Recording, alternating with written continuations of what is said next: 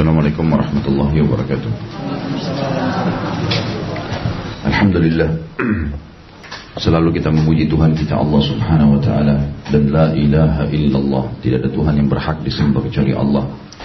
Zat yang maha hidup, berdiri sendiri, maha kuat, maha bijaksana, yang telah menciptakan semua yang di langit, semua yang di bumi, dan semua yang di kedalaman lautan, kelihatan atau tidak kelihatan oleh mata manusia. Zat yang tidak beranak dan tidak diperanakan, dan telah menggantungkan segala nikmat yang diberikan kepada kita dengan kalimat Alhamdulillah. Maka sangat wajar kalau kita sering mengulangi kalimat yang mulia ini. Juga yang kedua, kita panjatkan salam hormat kita kepada manusia terbaik, manusia yang paling sempurna, pemimpin seluruh Rasul dan anak Adam pada hari kiamat adalah Nabi Muhammad SAW. Siapapun yang mengikutinya pasti akan bahagia karena tahu mana halal haram dari Tuhannya Allah subhanahu wa ta'ala, dan ujung-ujungnya akan masuk ke dalam surga. Dan siapapun yang menolak risalahnya, ajarannya, tuntunannya, agama yang dibawa, maka pasti akan sulit hidupnya, tidak tahu mana halal dan haram yang diinginkan oleh pencipta langit dan bumi, serta ia akan masuk ke dalam api neraka. Maka sangat wajar sebagai pengikut yang setia kalau kita membacakan salam hormat kita. Baik, kita lanjutkan seperti biasa di Jumat pagi kita ini. Semoga Allah berkahi bahasan tentang kitab Nawaqidul Iman, atau pembatal-pembatal keimanan atau keislaman. Dan kita masuk sekarang ke pembahasan ketiga di halaman 178, hal-hal yang membatalkan iman yang bersifat ucapan atau qauliyah dalam tauhid ubudiyah atau tauhid uluhiyah. Saya pernah jelaskan ada 3 macam tauhid. Tauhid artinya pengesaan Allah sebagai pencipta. Ada tauhid rububiyah. Rububiyah yang berarti pengesaan Allah dari sisi penciptaan, pengikraran dengan lisan, dengan hati, dan aplikasi dengan anggota tubuh kalau Allah lah satu-satunya pencipta, pemilik, pemusnah, dan seterusnya. Yang kedua ada tauhid uluhiyah namanya. Uluhiyah artinya pengesaan Allah dari sisi penghambaan, penyembahan, kepatuhan. Jadi seperti orang sholat, puasa, zakat, haji, mengerjakan semua perintah-perintah dan mengesahkan Allah dalam hal tersebut, itu namanya tauhid uluhiyah. Ada hal-hal yang membatalkan keimanan masuk dalam ucapan qauliyah dalam tauhid uluhiyah itu. Jadi mestinya kita murnikan ibadah untuk Allah, tapi ada orang justru membatalkan keislamannya dari tauhid itu. Ini judulnya. Pertama kata beliau di sini penulis, makna tauhid ubudiyah dan urgensinya. Apa tujuannya? Di awal pembahasan ini kami menjelaskan makna tauhid ubudiyah atau tauhid uluhiyah dan urgensinya.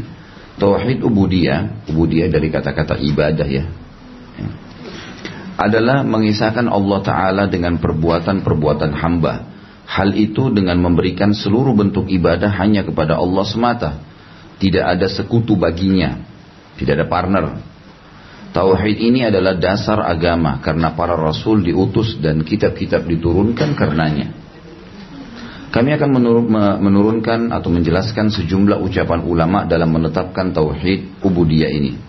Ibnu Taimiyah berkata, hakikat tauhid adalah hendaknya kita beribadah hanya kepada Allah semata, tidak ada yang dimintahi dengan doa kecuali Dia, tidak ada yang ditakuti kecuali Dia, tidak ada yang ditawakali ya kecuali Dia.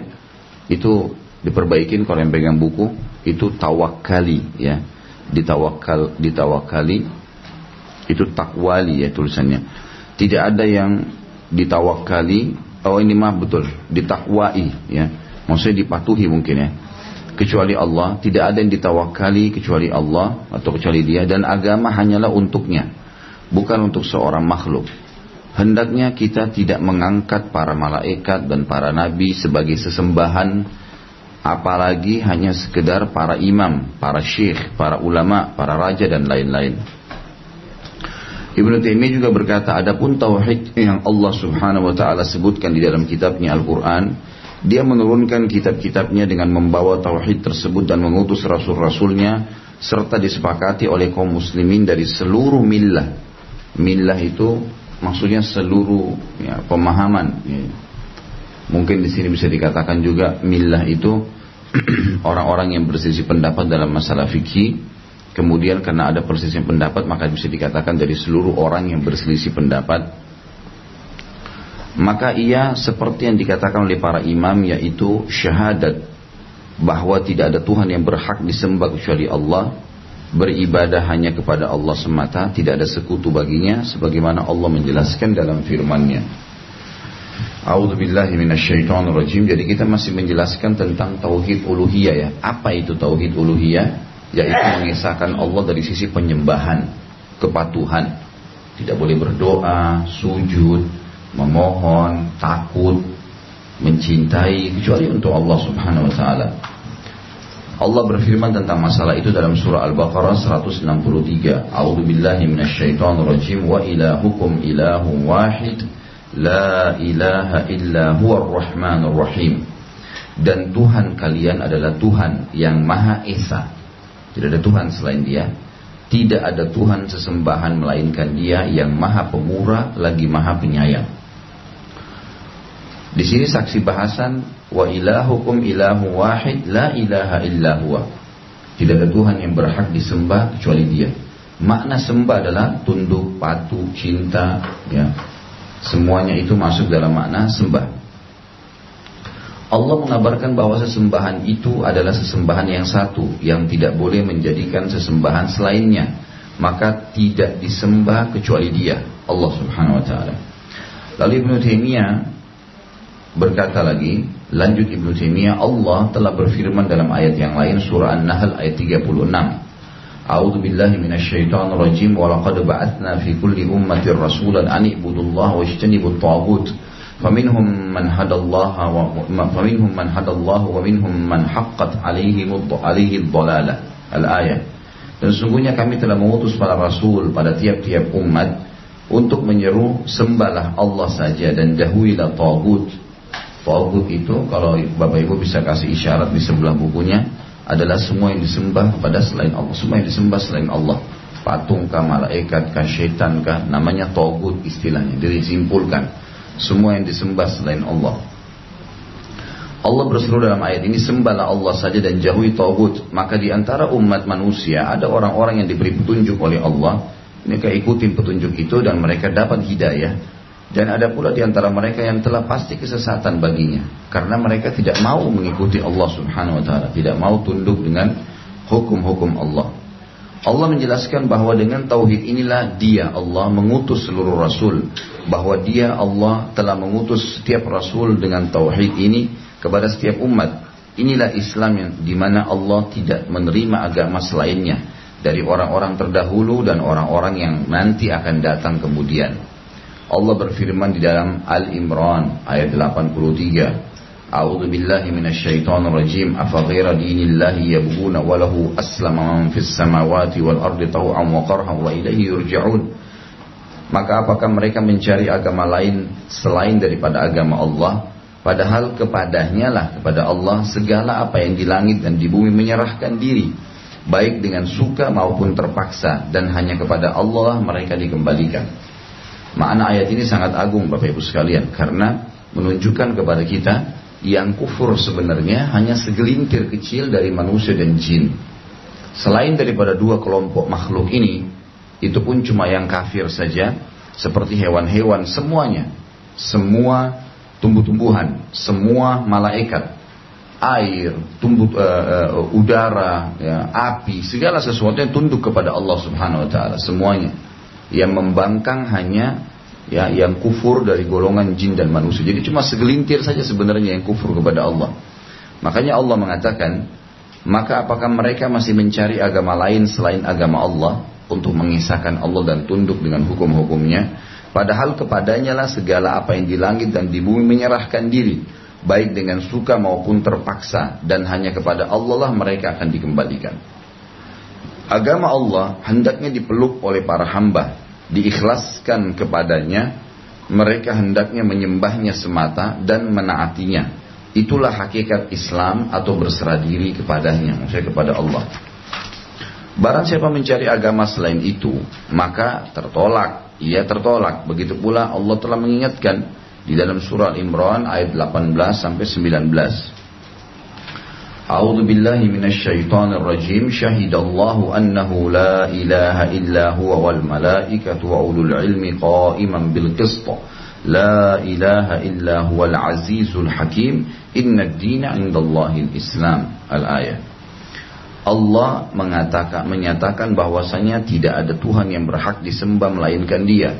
Tidak perlu kita mencari-cari lagi Tuhan yang mana. Siapa yang menciptakan air, udara, langit, bumi, tumbuh-tumbuhan, macam-macam buah-buahan dengan warna dan rasanya. Allah sudah memperkenalkan diri, hanya Dia. Allah menyatakan bahwasanya tidak ada Tuhan yang berhak disembah melainkan Dia. Disembah artinya tunduk, cinta, patuh, ya, takut. Yang menegakkan keadilan. Para malaikat dan orang-orang yang berilmu juga menyatakan yang demikian itu. Tidak ada Tuhan yang berhak disembah melainkan Dia yang maha perkasa lagi maha bijaksana. Sesungguhnya agama yang diridhoi di sisi Allah hanyalah Islam. Dan Islam ini saya sudah pernah jelaskan, Bapak Ibu sekalian, bukan agama yang baru, tapi semua nabi-nabi membawa agama Islam. Agama Islam artinya menyerahkan diri kepada Allah Subhanahu wa taala dan mengimani semua yang Allah suruh imani. Allah menyebutkan bahwa agama di sisinya adalah Islam setelah Dia memberitakan kesaksian malaikat dan para ulama bahwa tidak ada Tuhan yang hak selain Dia.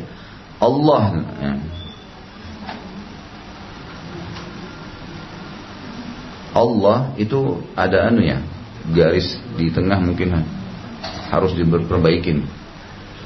Allah adalah yang berhak untuk disembah. Allah menyebutkan bahwa agama di sisinya adalah Islam setelah Dia Allah, ya. Setiap huruf D kata ganti dibesarkan awalnya berarti itu adalah Allah, ya. Dia memberitakan kesaksiannya, sama juga nyahnya, n-nya besar di sini. Kesaksian malaikat dan para ulama bahwa tidak ada Tuhan yang hak selain Dia. Allah adalah yang berhak untuk disembah. Adapun orang yang meyakini bahwa Allah adalah Rabb segala sesuatu dan penciptanya, walaupun begitu dia menyembah selainnya, maka dia musyrik kepada Rabb-nya, ya. Mengangkat Tuhan lain selainnya. Ilahiyah atau predikat sebagai yang disembah bukan pencipta atau kemampuan untuk mencipta atau kidam sebagaimana yang ditafsirkan oleh ahli bid'ah, atau kemampuan untuk mencipta atau kidam sebagaimana ditafsirkan. Kidam itu sesuatu yang lama, gitu kan, sebagaimana ditafsirkan oleh ahli bid'ah dalam tauhid dari kalangan ahli kalam, ya. Jadi maksudnya ada di antara mereka yang menganggap Allah itu pencipta, tapi boleh kita sembah selain Dia. Seperti kasus orang-orang Mekah misalnya, mereka mengakui Tuhan namanya Allah, tapi mereka masih menyembah berhala-berhala. Dan kalau disebutkan dalam Al-Quran, ditanya kepada orang-orang Quraisy, kenapa kalian sembah berhala-berhala itu? Sementara kalian tahu ada Tuhan namanya Allah, mereka mengikrarkan itu. Ternyata jawaban mereka, A'udzubillahi minasyaitonirrajim, wa idza sa'altahum man khalaqas samawati wal sakhara asy-syamsa wal qamar la yaqulunna Allah. Hai Muhammad, kalau kau tanya kepada mereka, siapa yang menciptakan langit dan bumi dan telah mengurus pergantian bulan dan matahari, maka mereka akan berkata Allah. Kalau gitu kenapa kalian sembah berhala-berhala ini? Mereka jawab dan Allah kekalkan dalam Al-Quran, ma na'buduhum illa liyuqarribuna ilallahi zulfa. Kami enggak sembah berhala-berhala ini kecuali untuk menjadi perantara antara kami dengan Allah.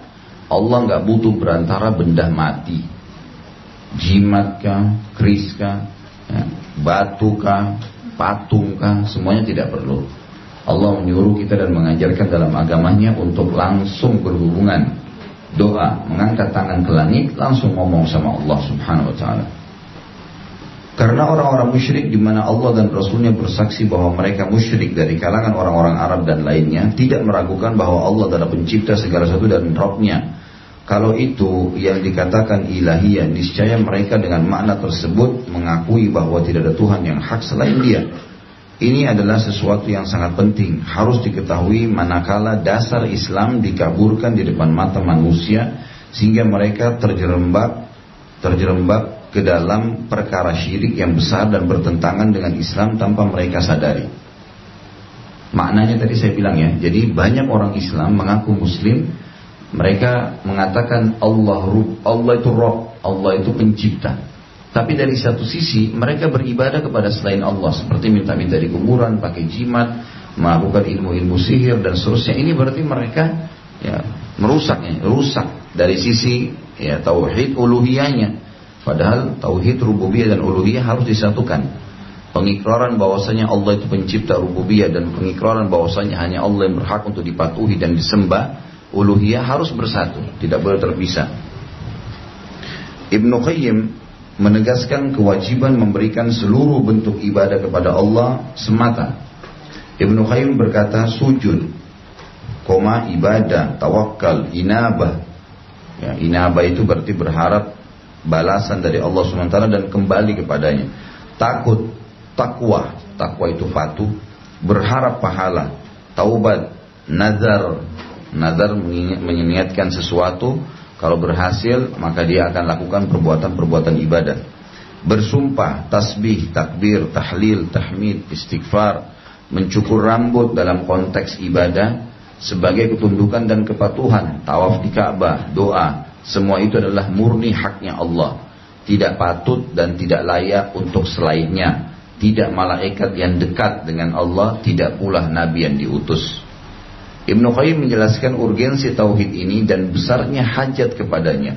Dia berkata, ketahuilah bahwa hajat seseorang hamba untuk beribadah atau menyembah kepada Allah semata tidak ada sekutu baginya dan mencintainya, dalam ketakutan kepadanya, dalam berharap kepadanya, dalam bertawakal kepadanya. Jadi kita beribadah kepada Allah diikuti dengan khauf dan raja.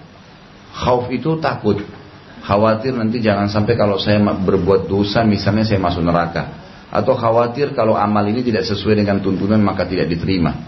Dan berharap, raja itu berharap, bagaimana dia berharap agar ibadahnya diterima, gitu kan? Allah selalu mengasihaninya kalau dia bertaubat diterima.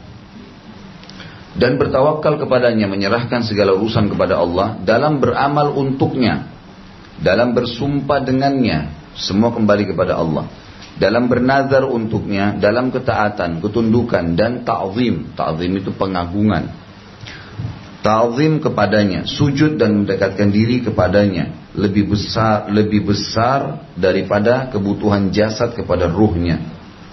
Kita harus tahu itu semua lebih kita butuhkan daripada adanya ruh di dalam tubuh kita. Mata kepada cahayanya. Mata kita kalau tidak ada cahaya tidak bisa melihat. Maka kita harus tahu, mengenal bahwasanya Allah satu-satunya Tuhan dan Dia yang berhak untuk ditunduki lebih penting daripada mata kita mendapatkan cahaya. Bahkan hajat untuk beribadah kepada Allah ini tidak memiliki tandingan yang bisa dikiaskan, ya, disamakan kepadanya. Karena hakikat hamba, ruh dan hatinya, tidak ada kebaikan baginya kecuali kepada Allah dan tidak ada Tuhan yang hak selainnya. Dunia tidak tenang kecuali dengan menyebutnya.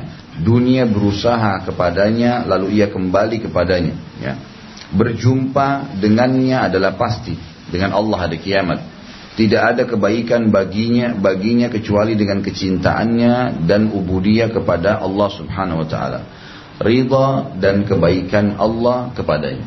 Jadi artinya semua ini kesimpulannya adalah bagaimana seseorang meyakini Tuhan dia hanya satu Allah, kemudian dia hanya kembali kepada Tuhan yang satu itu dengan tunduk patuh dan seterusnya.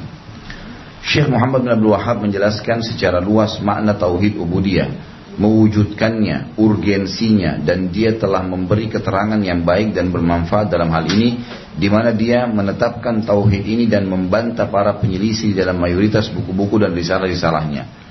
Dia rahimahullah berkata, sungguhnya Allah yang maha suci dan maha tinggi mengutus Muhammad SAW kepada kita dalam masa fatrah. Fatrah itu kasih tanda di situ adalah masa transisi antara nabi dengan nabi atau antara rasul dengan rasul. Didengar dengan masa fatrah.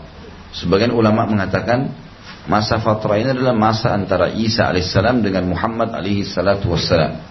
Itu kurang lebih ada jarak sekitar 600 tahunan. Dikenal dengan masa fatrah, ya. Dengannya Allah memberi petunjuk kepada Allah yang sempurna dan syariat yang lengkap, di mana ajarannya yang paling besar dan paling agung dan intinya adalah mengikhlaskan agama kepada Allah dengan beribadah kepadanya semata. Tidak ada sekutu baginya dan larangan terhadap syirik. Hendaknya tidak ada yang diibadahi selainnya baik dia malaikat atau nabi, lebih-lebih yang lain. Seluruh ibadah tidak patut kecuali untuk Allah semata, tidak ada sekutu baginya. Dan ini adalah makna la ilaha illallah, karena yang disembah adalah yang menjadi tujuan dan tempat bersandar. Bagi yang tidak mengetahui ini adalah perkara remeh, tetapi bagi yang mengetahui ini adalah perkara yang besar. Banyak orang anggap ini tidak penting, ya, tidak ada masalah kok. Tapi sebenarnya ini perkara yang sangat besar, karena nanti kita akan jelaskan bisa membatalkan keislaman seseorang. Seperti misal dia berdoa kepada selain Allah, menyembelih kepada selain Allah, tawaf kepada selain Ka'bah yang diperintahkan, dan seterusnya. Ini bisa masuk pada hal-hal yang membatalkan keislamannya. Dia juga berkata, tauhid uluhiyah adalah tauhid di mana pertentangan terjadi padanya dari dulu sampai sekarang, yaitu mentauhidkan Allah dengan perbuatan-perbuatan hamba seperti doa, harapan, takut, segan, meminta pertolongan, meminta perlindungan, cinta, inabah, ya, nazar, menyembelih, kecintaan, ketakutan, khusyuk, ketundukan, dan ta'zim. Sudah saya terjemahkan semua tadi. Inabah sama ta'zim juga sudah, ya, menyembah Allah SWT, berharap balasan dari dan kembali kepadanya. Kalau ta'zim, pengagungannya. Kami bisa merasakan kesungguhan yang tinggi dari Syekh Muhammad bin Abdul Wahhab ketika dia menegaskan tauhid ini. Katanya, takutlah kalian kepada Allah ya saudara-saudaraku. Berpeganglah kepada dasar agama kalian yang merupakan awal dan akhirnya, dasar dan kepalanya, yaitu syahadat la ilaha illallah.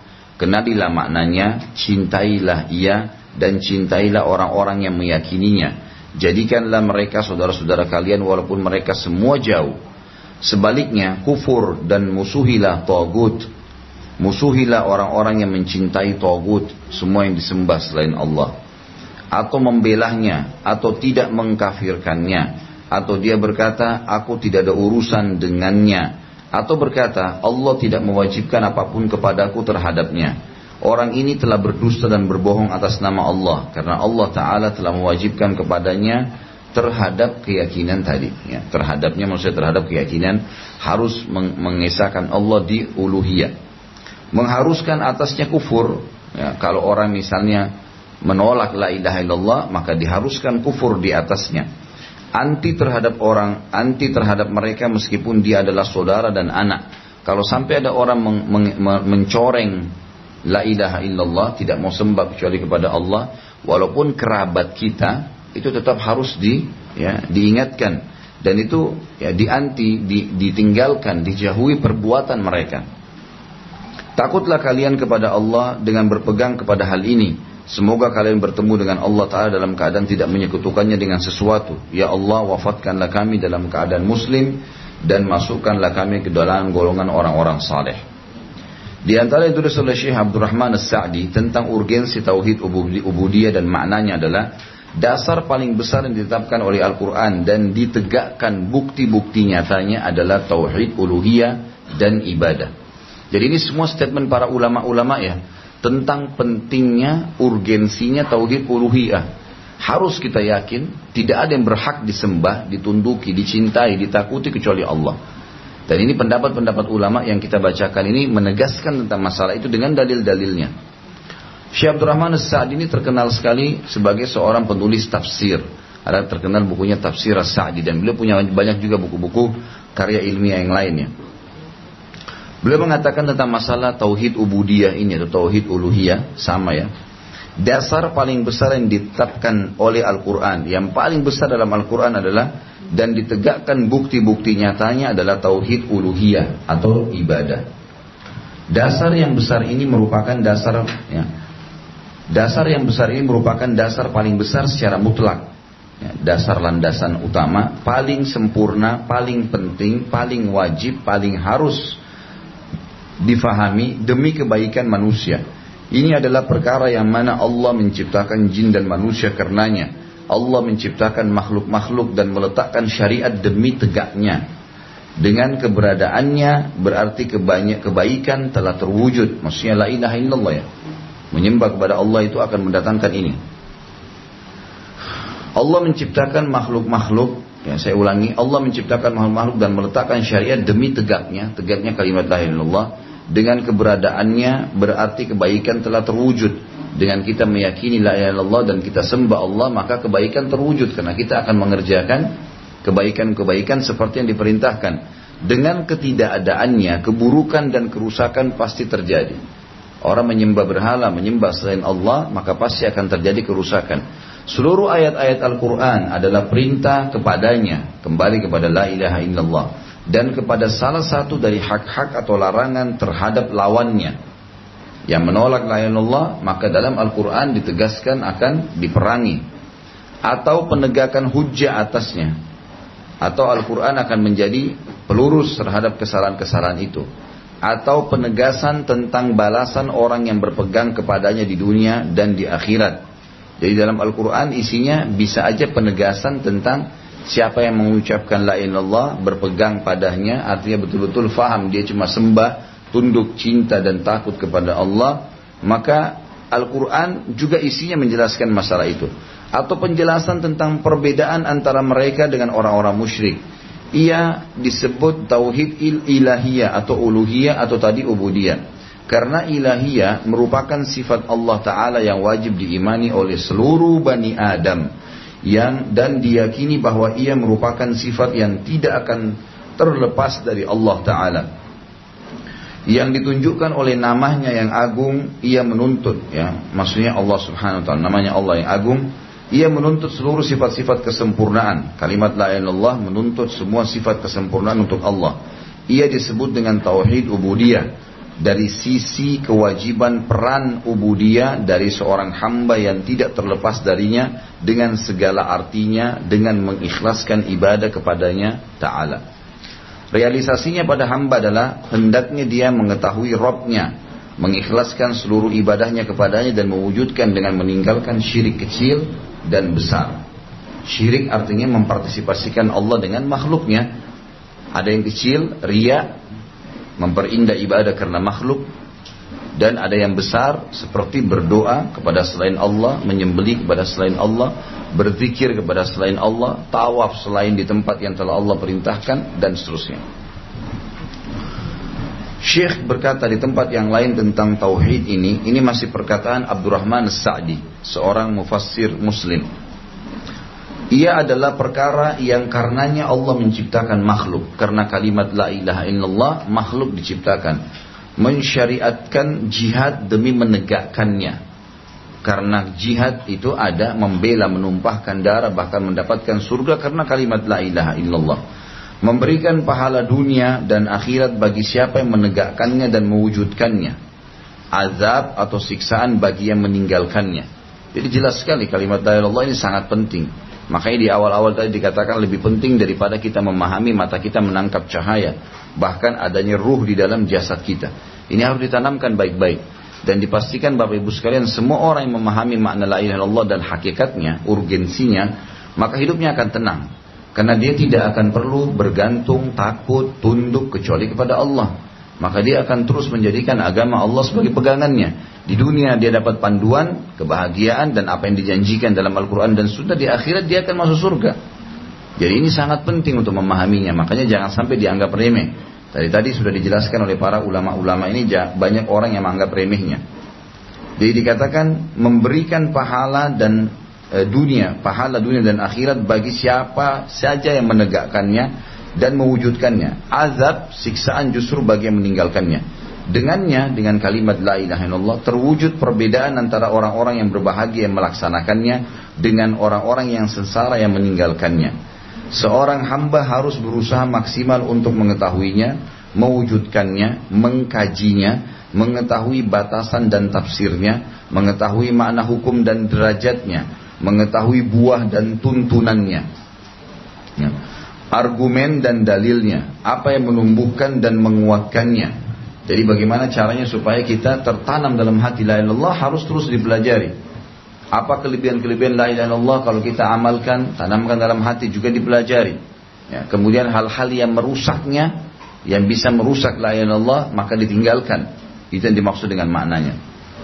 Apa yang menumbuhkan dan menguatkannya, apa yang membatalkan dan menguranginya, Karena ia adalah dasar yang mendasar di atas dasar-dasar lainnya, tidak sah kecuali dengannya, apalagi masalah-masalah furu atau hal-hal furu itu masalah cabang hal-hal kecil. Dari hal yang besar menyembah Allah sampai kepada hal-hal yang kecil. Ya. Orang yang menyembah selain daripada Allah, seperti misalnya orang menyembah patung, maka dari penyembahan itu salah, menyembah selain Allah akan kemana-mana tuh. Akhirnya semua pun apa yang dia kerjakan keseharian akan jauh menyimpang dari apa yang diterapkan oleh Sang Pencipta Allah Subhanahu wa taala. Adapun batasan, tafsir dan rukun-rukunnya, maka hendaknya seorang hamba mengakui dan mengetahui dengan ilmu yang yakin bahwa Allah sajalah yang disembah, yang diibadahi secara hakiki, dan bahwasanya sifat-sifat uluhiyah dan makna-maknanya tidak terdapat pada seorang makhluk pun, dan bahwasanya tidak ada yang berhak atasnya selain Allah. Ini semua adalah statement ulama, ada 3 atau 4 statement ulama tentang pentingnya masalah uluhiyah. Baik, bahasan kita sebenarnya adalah hal-hal yang masuk membatalkan keislaman di dalam ubudiyah itu, dalam ibadah itu. Sekarang itu tadi yang pertama, menjelaskan masalah makna ubudiyah dan urgensinya serta pendapat ulama yang berbicara tentang pentingnya masalah ubudiyah, la ilaha illallah. Sekarang yang kedua kita masuk makna syirik dalam ibadah. Lawan tauhid adalah syirik. Tauhid artinya pengesaan Allah ya. Syirik berarti mempartisipasikan Allah dengan makhluk. Seperti itu memahaminya. Jika makna dan urgensi tauhid ubudiyah telah tetap, maka kami ingin menjelaskan lawan yang dapat membatalkannya, yaitu syirik. Yang membatalkan tauhid tadi bisa keluar dari Islam adalah orang yang syirik, mempartisipasikan Allah dengan makhluknya. Pembahasan tentangnya, definisi dan bahayanya kami rangkum dalam keterangan berikut. Ibnu Taimiyah berkata, asal syirik, menyekutukan Allah, mempartisipasikan Allah dengan makhluknya adalah bahwa Anda menyamakan Allah Ta'ala dengan makhluknya dalam sebagian perkara yang merupakan haknya Allah semata. Karena tidak seorang pun yang dapat menyamakan Allah dengan makhluk, tidak seorang pun yang dapat menyamakan Allah dengan makhluk-makhluk dalam masalah apapun. Barang siapa menyembah selainnya, selain Allah, atau bertawakal misalnya kepada selainnya, maka dia musyrik kepada Allah Subhanahu wa taala. Ibnu Qayyim berkata dalam Nuriyahnya, ya. Jadi ada buku yang beliau tulis dan ini seperti ya kalimat mutiarahnya, hindarilah syirik. Ada syirik yang jelas. Bagian ini tidak menerima ampunan. Ia adalah mengangkat sekutu bagi Ar-Rahman, Allah yang Maha Penyayang. Apapun ia, batu atau manusia, dia berdoa atau berharap atau takut kepadanya, dan dia mencintainya seperti mencintai Ar-Rahman. Itu namanya syirik. Ibnu Qayyim juga berkata, syirik akbar, syirik yang besar, tidak diampuni oleh Allah kecuali dengan taubat darinya. Syirik akbar adalah mengangkat tandingan selain Allah, yang dia mencintainya sebagaimana dia mencintai Allah. Ia adalah syirik yang berarti penyamaan Tuhan-Tuhan orang-orang musyrikin dengan Rabb alam semesta. Makanya teman-teman sekalian, orang-orang yang datang kepada orang-orang yang menjadi dukun itu, mereka melakukan perbuatan syirik besar tuh. Karena pasti kalau dia datang ke jin atau syaitan, syaitan akan meminta agar menjadikan syaitan sebagai sekutu dengan Allah. Misal dia menyembelih untuk syaitan, misal dia berdoa, dia memohon, dia patuh, dia tunduk dengan peraturan-peraturan, disuruh minum darah misalnya, disuruh bersemedi di sebuah tempat, disuruh ini semua berarti ketundukan kepada syaitan, dan ini tidak boleh. Ini adalah perbuatan syirik. Contohnya, makanya mereka semuanya menyimpang. Ini penyimpangan, mengangkat tandingan untuk Allah Subhanahu wa taala, dan dipastikan orang seperti ini tidak akan ada ketenangan dalam kehidupannya ya. Oleh karena itu mereka berkata kepada Tuhan-Tuhan mereka nanti di neraka, orang-orang yang menyembah selain Allah tadi, menyekutukan Allah dengan makhluk-makhluk yang lain, batu kah, syaitan kah, apa saja, nanti masuk neraka ya, dimasukkan oleh Allah Subhanahu wa taala bersama dengan sekutu-sekutu mereka itu ke dalam neraka. Lalu Allah ceritakan nih, dari sekarang Allah sudah bongkar bagaimana keadaan mereka di neraka nanti. Surah Asy-Syu'ara 97 sampai 98 ayatnya. A'udzubillahi minasyaitonirrajim. Tallahi la akida tallahi in kunna lafi dhalalin mubin idh nusawwikum birabbil alamin. Demi Allah, sungguh kita dulu di dunia dalam kesesatan yang nyata. Kenapa? Karena kita mempersamakan kalian, wahai para berhala-berhala, dengan Rabb semesta alam. Jadi dia dan Tuhan-Tuhannya dimasukkan semua ke dalam neraka. Misalnya orang sembah berhala, maka dia sama berhalanya dimasukkan. Lalu dia sendiri nanti na'udzubillah berkata pada Tuhan-Tuhan yang dia sembah selain Allah itu, tunggu dulu kami ini sesat gara-gara menjadikan kalian sebagai tandingan buat Allah subhanahu wa ta'ala. Meskipun mereka mengakui hanya Allah semata pencipta segala sesuatu, Rabb dan pemiliknya, dan bahwa Tuhan mereka tidak mencipta, tidak memberi rezeki, tidak menghidupkan, tidak mematikan, akan tetapi penyamaan ini pada kecintaan, pengagungan, dan ibadah, sebagaimana hal itu merupakan keadaan mayoritas orang-orang musyrik di dunia. Jadi ada orang yang memang betul-betul murni mengalihkan, sudah kufur, sudah nggak mau lagi menyembah Allah. Sebagian dukun itu ada di antara mereka yang memang mengikrarkan langsung kepada syaitan kalau dia kufur kepada Allah dan dia beriman kepada syaitan atau iblis. Maka ini na'udzubillah sudah jelas gitu kan. Jadi dia meninggalkan Allah SWT. Ada orang juga tidak, dia masih mengakui Allah sebagai pencipta, tetapi dia masih mempartisipasikan Allah dengan makhluknya dalam hal-hal yang merupakan hak ilahi. Seperti berdoa. Orang-orang musyrik Mekah mereka berdoa kepada patung, niatnya untuk Allah, tapi ke patung itu benda mati. Maka ini namanya musyrik. Ini juga sama. Sama saja tadi dengan orang yang mengikrarkan, ya, mengkufuri Allah secara mutlak. Ya, karena ini sama. Allah tidak mau disyirikkan, dipartisipasikan dengan makhluknya. Ini nggak boleh. Kalau ada orang berbuat syirik besar, meninggal, tidak sempat taubat, maka tidak dimaafkan. Allah subhanahu wa ta'ala berfirman, A'udzubillahi minasyaitonirrajim, Innallaha la yaghfiru an yushraka bihi wa yaghfiru ma duna dzalika liman yasha. Ya. Sesungguhnya Allah tidak akan mengampuni dosa syirik di timbangan amal hari kiamat, dan Allah masih mengampuni dosa selain itu. Dikatakan di sini, Ismail Ad-Dahlawi berkata, tentu ada keterangan tentang siapa dia di bawah di footnote-nya. Di footnote nomor 2, Ismail bin Abdul Ghani bin Abdurrahman Ad-Dahlawi, seorang ulama mujahid, hidup di India, pergi ke Mekah dan Madinah, pernah belajar, memiliki banyak karya tulis, wafat tahun 1246 Hijriah. Saya akan bacakan perkataan beliau. Hakikat syirik adalah seseorang memberikan perkara dan perbuatan yang Allah khususkan untuk zatnya saja Allah yang maha tinggi, dan orang tersebut menjadikannya sebagai syiar ubudiyah kepada seorang manusia, seperti sujud kepada seseorang, menyembelih dengan namanya, bernazar untuknya, beristighatha, istighatha meminta tolong, ya, dengannya dalam kondisi sulit, ya, seperti misalnya orang minta agar disembuhkan penyakitnya kepada pohon, pada dukun, pada syaitan, menggantungkan benda-benda jimat di badannya.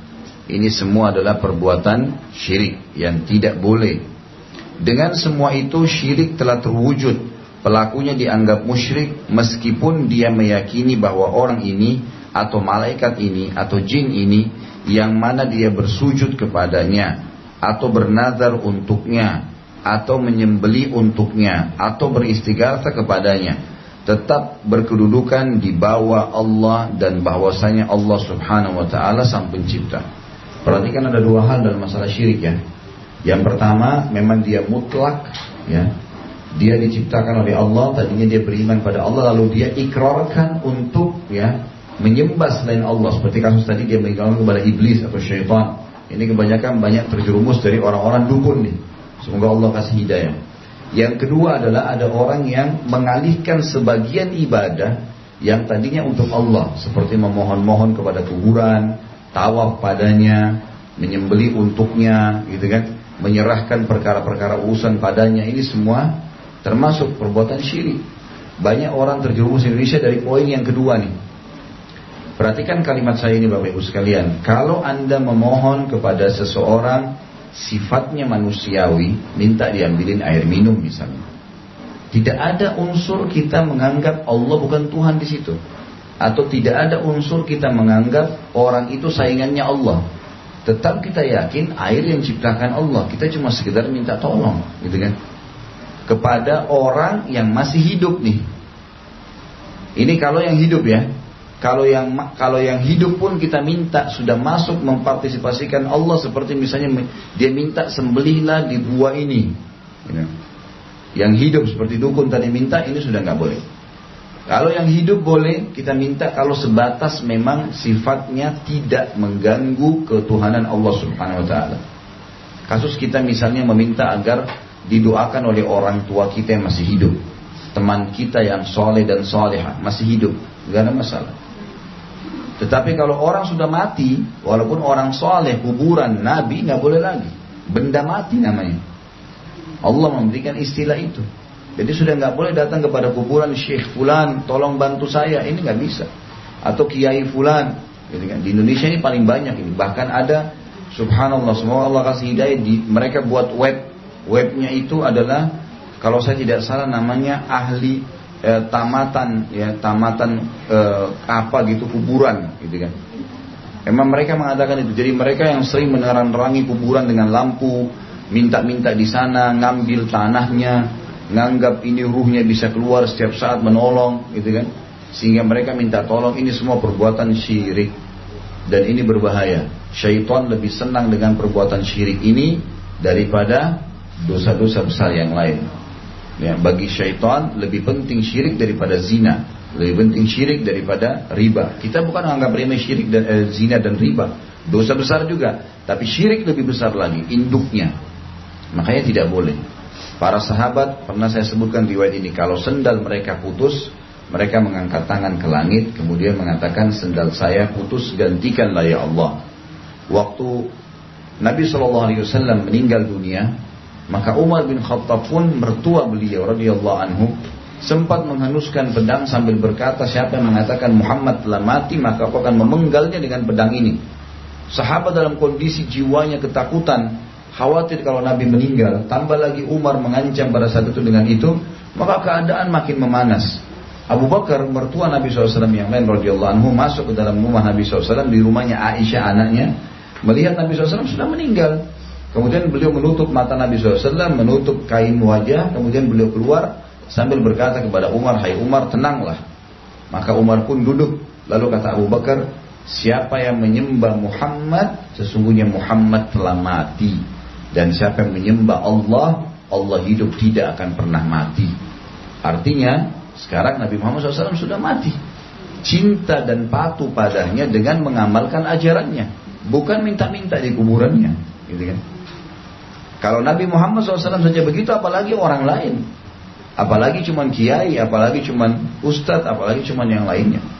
Semua itu harus digarisbawahi, karena ini perbuatan yang berbahaya sekali. Perbuatan syirik adalah perbuatan dosa yang tidak dimaafkan kalau orangnya meninggal tidak sempat taubat. Ya, harus difahamin poin ini. Selanjutnya dikatakan Syekh Abdul Latif bin Abdul Rahman bin Hasan Al-Syekh, ini di footnote nomor 4 ada ditulis Abdul Latif bin Abdul Rahman bin Hasan bin Muhammad bin Abdul Wahab, lahir di Ad-Dir'iyah tahun 1225 Hijriah. Belajar berbagai disiplin ilmu di Al-Azhar di Mesir. Seorang ulama ahli tahqiq. Tahqiq ini Bapak Ibu sekalian, kalau ada buku ditulis oleh ulama-ulama lama, kemudian datang seorang penuntut ilmu mencari tahu tentang buku itu, kemudian dia misal ada hadis disebutkan, tidak tahu dari mana hadisnya, lalu dia datang, dia mencari tahu hadis ini disebutkan oleh siapa sih, misal Imam Bukhari, dicari sama dia, kemudian ditulis di footnote, hadis ini ditulis oleh Bukhari dalam kitab ini, bab ini, hadis ini, gitu kan. Ada ayat Al-Quran tidak disebutkan dalam surah apa, di ayat berapa, nanti dia datang, dia memberikan nama surah dan nama ayat di footnote, maka itu namanya tahqiq. Orang ini spesialisnya buku-buku yang ditulis oleh para ulama-ulama terdahulu yang masih dalam manuskrip, tulisan tangan, maka beliau mentahqiqnya, mendatangkan pembenaran terhadap apa yang disebutkan oleh orang-orang ini, tinggal mencari di mana hadisnya atau di mana ayatnya, atau menguatkan dengan pendapat-pendapat ulama yang lain. Penulis risalah, buku dan penyair, wafat di Riyadh pada tahun 1293. Beliau mengatakan, Nabi Muhammad SAW telah mendefinisikan syirik dengan definisi yang menyeluruh, sebagaimana dalam hadis Ibnu Mas'ud radhiyallahu anhu bahwa dia berkata, "Ya Rasulullah, ayyu dzambi a'zam?" Qala an taj'ala lillahi niddan wa huwa khalaqak. Ya Rasulullah, kata Abdullah bin Mas'ud radhiyallahu anhu, dosa apa yang paling besar? Nabi SAW menjawab, kamu mengangkat tandingan bagi Allah padahal hanya Dia yang menciptakanmu. Ini definisi sederhana tentang dan lengkap masalah syirik. An-nid dalam hadis, engkau mengangkat nid, antaj'ala lillahi nidda, adalah sekutu dan tandingan. Barang siapa yang memberikan sesuatu ibadah kepada selain Allah, maka dia telah menyekutukannya dengan syirik yang membatalkan dan menafikan tauhid. Di antara yang ditulis juga Muhammad Rashid Ridha, disebutkan footnote-nya nomor 3, Muhammad bin Rashid Al-Ridha bin Ali Ridha Al-Kalmuni Al-Husaini, salah seorang reformis abad ini, hidup di Tripoli, Syam. Kemudian pergi ke Mesir, penulis buku dan fatwa-fatwa, wafat di Kairo tahun 1354. Seseorang meyakini, kata beliau, bahwa dalam mencipta ada yang menandingi Allah atau membantu Allah dalam perbuatan-perbuatannya atau membuatnya melakukan sebagian darinya dan menghalanginya dari yang lain dengan syafaatnya di sisinya karena kedekatannya kepadanya.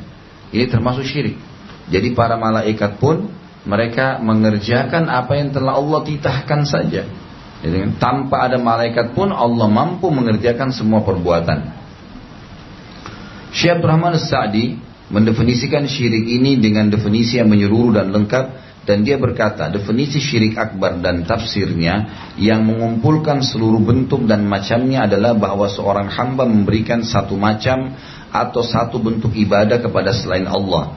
Semua keyakinan atau ucapan atau perbuatan yang terbukti diperintahkan dari peletak syariat, maksudnya Allah, maka memberikannya hanya kepada Allah semata adalah tauhid, iman dan ikhlas, dan memberikannya kepada selain Allah adalah syirik dan kufur. Perhatikanlah batasan syirik akbar ini yang mana tidak ada sesuatu pun yang luput darinya. Adapun bahaya dan keburukan syirik ini, maka ia tidak samar bagi seseorang yang bertauhid. Syirik adalah dosa paling besar dan paling buruk di sisi Allah secara mutlak. Sebagaimana dalam hadits Ibnu Mas'ud tadi sudah disebutkan di atas. Syirik adalah satu-satunya dosa di mana Allah menolak mengampuninya bila meninggal sebelum taubat. Ia penyebab kekekalan di dalam api neraka. Oleh sebab itu Nabi Muhammad SAW memperingatkan dari dosa ini dalam sabda beliau. Hadis ini diriwayatkan Ibnu Majah dalam Kitabul Asyribah nomor 4043. Juga ada disebutkan di footnote-nya beberapa penguat terhadap riwayat ini.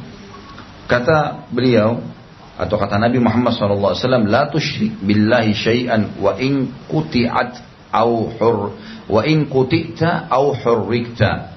Jangan sampai kamu menyekutukan Allah meskipun kamu harus dipotong, dipenggal atau dibakar.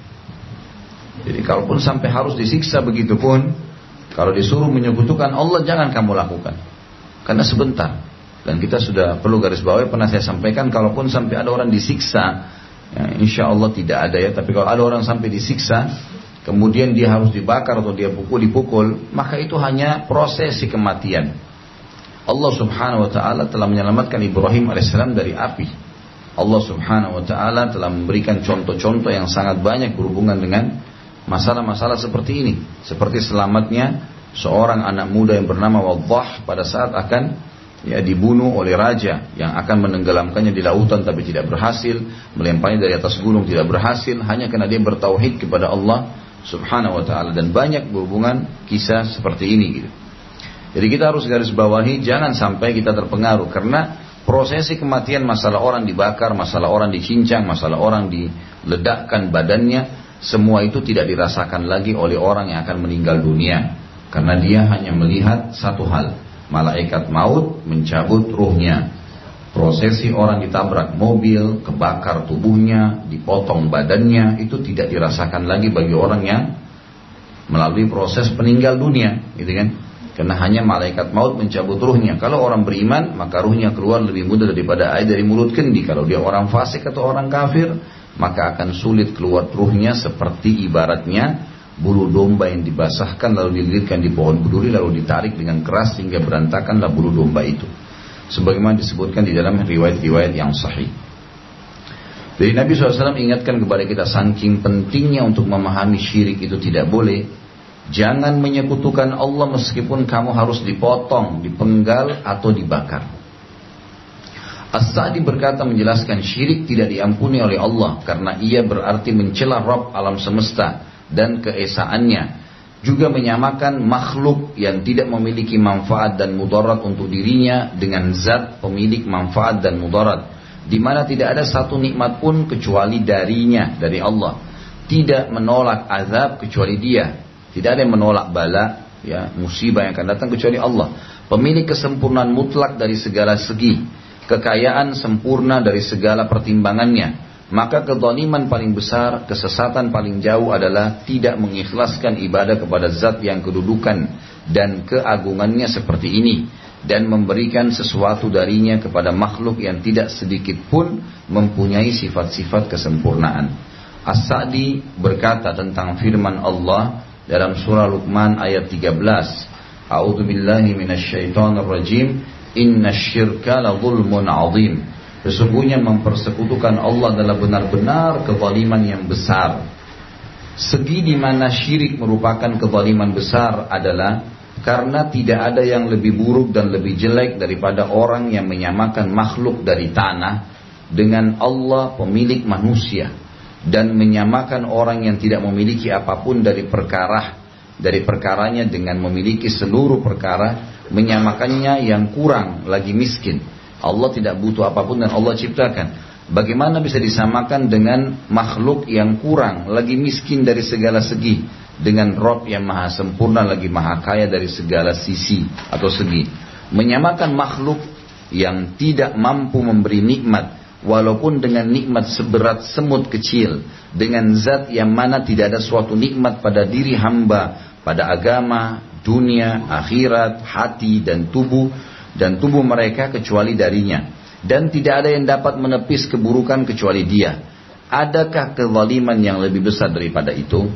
Adakah kezaliman yang lebih besar daripada orang yang diciptakan Allah untuk beribadah dan mentauhidkannya, lalu dia membawa dirinya yang mulia dan meletakkannya di derajat yang paling rendah? Jadi ini semua adalah makna syirik. Orang-orang Bapak Ibu sekalian yang minta-minta di kuburan, kalau dia yakin pemilik kuburan tersebut yang sudah mati, kiai kah, guru kah, orang alim kah, atau siapa saja, bisa memberikan manfaat dan mudarat kepada dia, minimal bagaimana dia tidak bisa yakin pemilik daripada kuburan tersebut dan penciptanya serta yang ada di dalamnya dari manusia tadi, Allah Subhanahu wa taala, jauh lebih mampu.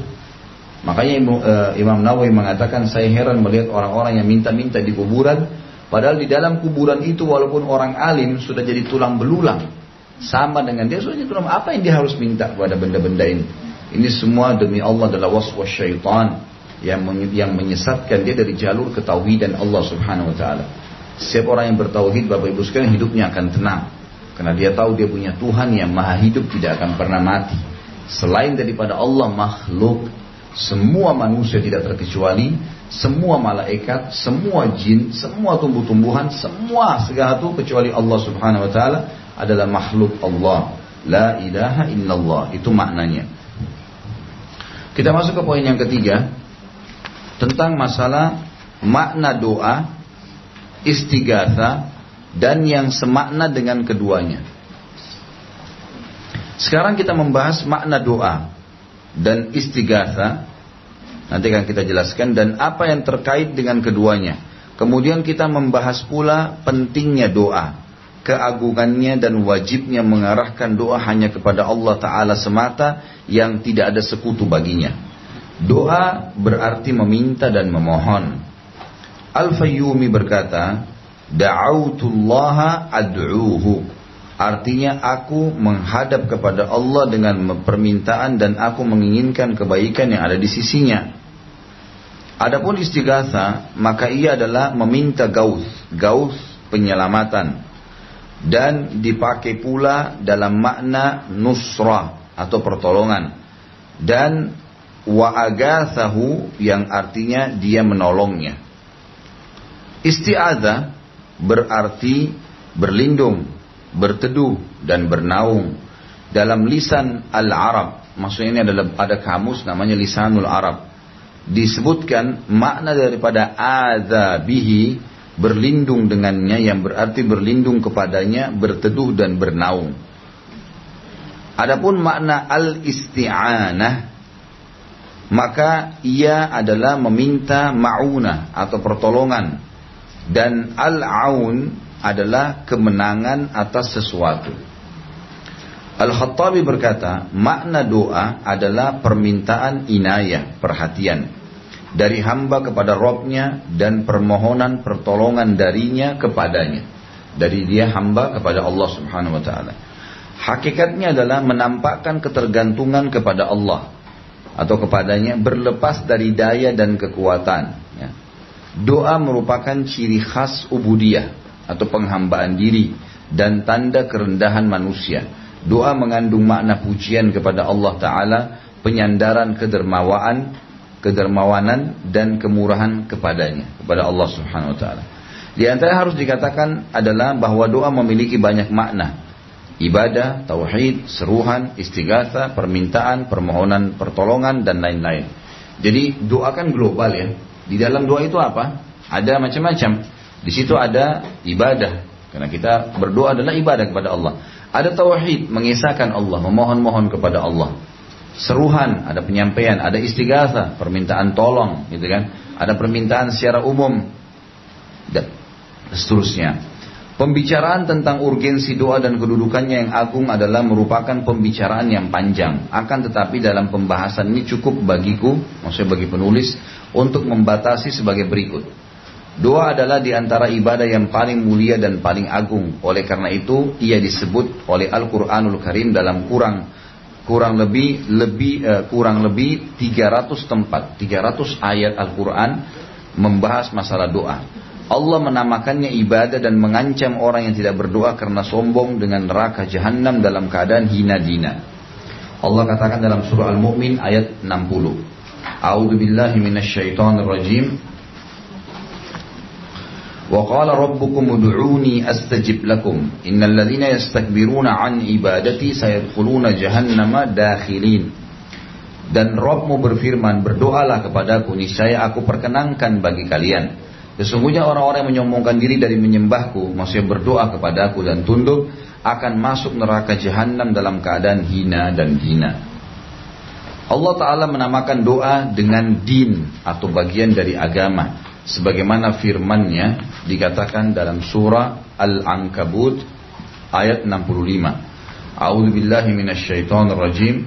Fa idza rakibu fil fulki da'u Allah mukhlishina lahuddin. Apabila mereka menaiki kapal, maka mereka berdoa kepada Allah dengan memurnikan agama atau ketaatan kepadanya. Di sini Allah Subhanahu wa taala menjadikan doa bagian daripada agama itu sendiri, atau menyebutkan dia adalah agama. Allah Ta'ala juga berfirman dalam surah Yunus 106, A'udzu billahi minasyaitonir rajim, wa la tad'u min dunillahi ma la yanfa'uka wa la yadurruk, fa in fa'alta fa innaka idzan minadh dhalimin. Janganlah kalian coba-coba menyembah apa-apa yang tidak memberikan manfaat dan tidak pula memberikan mudarat kepada kalian selain Allah. Sebab jika kalian berbuat demikian, maka sungguhnya kalian kalau begitu termasuk orang-orang yang zalim. Juga surah Jin ayat 18, Allah Subhanahu wa taala berfirman, A'udzu billahi minasyaitonir rajim, wa annal masajida lillahi fala tad'u ma'allahi ahada. Dan sungguhnya masjid-masjid itu adalah kepunyaan Allah, maka jangan kalian berdoa menyembah kepada seorang pun di dalamnya, ya, atau di samping atau bersama dengan Allah. Ini subhanallah, makna ayat ini yang terakhir mengingatkan kepada kita tentang bahayanya banyak orang Islam yang sengaja menaruh kuburan di dalam masjid atau di sekitar masjid. Makanya Nabi SAW melarang sholat di masjid yang ada kuburannya, ada peringatnya di dalamnya, karena tidak boleh, ya. Otomatis orang kalau ada kuburan di dalam masjid dilarang dalam agama kita, dan tujuan utama agar orang tidak akhirnya minta ke kuburan itu. Subhanallah, ada saja manusia yang jahil datang ke kuburan-kuburan itu lalu meminta, gitu kan. Saya waktu sempat membimbing umroh, waktu ke Aqsa, saya sempat datangi beberapa tempat dan ternyata di situ ada banyak, hampir setiap masjid ditaruh kuburan. Saya tanya, ini kuburan yang benar? Dia bilang bukan, kata pengurus masjidnya, bukan. Ini hanya makam, jadi cuma simbolik saja, gitu kan. Tapi yang terjadi baru simbolik saja, itu sudah banyak orang yang minta-minta, datang minta-minta. Bagaimana kalau kuburan yang sebenarnya? Dan para ulama mengatakan subhanallah, hikmah yang sangat jelas. Kenapa kuburan para nabi semua tidak jelas di mana tempatnya kecuali kuburan Nabi Muhammad SAW, untuk memberikan penekanan bahwasanya memang ini nabi terakhir. Dan Allah Subhanahu Wa Taala masih menjaga sampai sekarang, dan insya Allah sampai hari kiamat kuburan Nabi Muhammad SAW tidak pernah dijadikan sebagai ajang syirik, gitu kan, dijaga. Kalau kuburan yang lain tidak jelas, semua cuma dikatakan makam. Dari siapapun yang kita lihat kuburan dikatakan ini makamnya Nabi Hud, makamnya Nabi Ibrahim, itu makam. Makam itu artinya simbolik, ya, simbol, bukan kuburan yang sebenarnya. Dan kebanyakan dibuat tempat-tempat masjid ini dengan kuburan-kuburan ini dengan alasan supaya berdoa kepada selain Allah. Ini perbuatan syirik ini, nggak boleh sama sekali. Apalagi kalau kuburan yang dasarnya bukan nabi-nabi, ini lebih parah lagi, gitu kan. Jadi simbolik saja sudah banyak dibuat kesyirikan, apalagi kalau dasarnya kuburan asli.